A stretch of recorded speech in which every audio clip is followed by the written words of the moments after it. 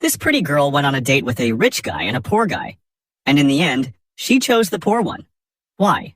Because she fell for a classic psychological manipulation trick known as the IKEA effect. It didn't matter that the date with the rich guy was luxurious and 5-star, while the date with the poor guy was basic and more like 3-star. Let's see exactly how the poor guy pulled it off, and how each date went down. The date with the rich guy was exactly what you'd imagine. A black SUV with a driver came to pick her up. They opened the door for her, took her to a fancy restaurant, and the reserved table was already waiting.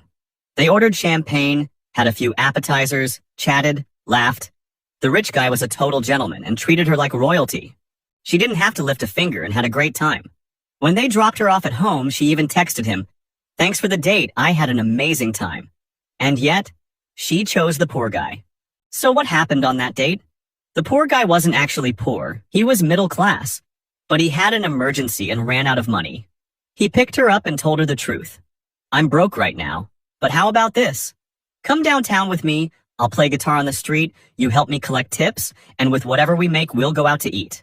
And yeah, a lot of girls would have bolted. But this one, who was not only beautiful but also down to earth, said yes to the adventure. Things didn't go great. It rained a little. A cop asked them for a bribe, and they only managed to scrape together $10.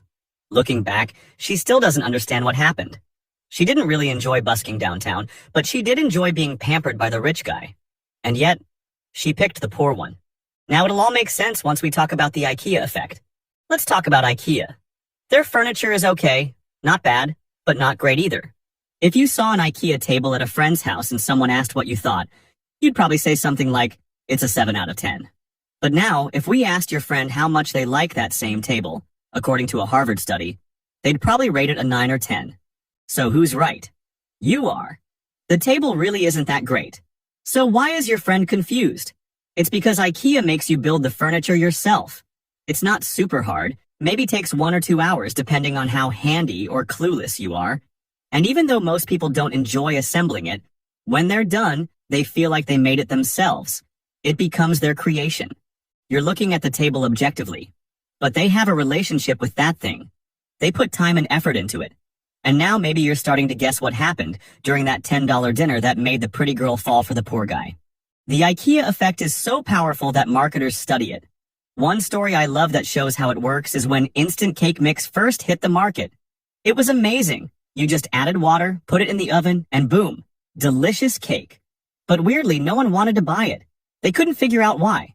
The taste was great,